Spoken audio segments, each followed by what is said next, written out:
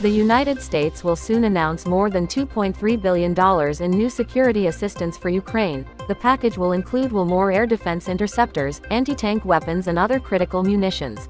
Russian forces have introduced a new combat buggy named Zveroboy to combat Ukrainian drones. The vehicle is equipped with a remote-controlled machine gun turret featuring twin PKT machine guns, an additional mount with 6 AK-12 rifles and improvised canister mortars for close-range engagements.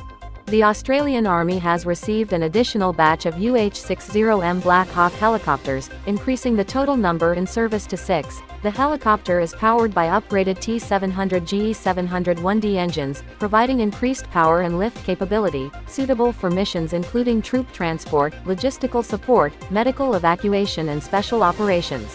Russian experts have reportedly analyzed the intricate structure of the American Army Tactical Missile System missile. Experts believe that study of the missile allows them to identify its critical capabilities. Analyzing the missile's maneuvering abilities will help determine which anti-aircraft missiles it can evade and which it cannot.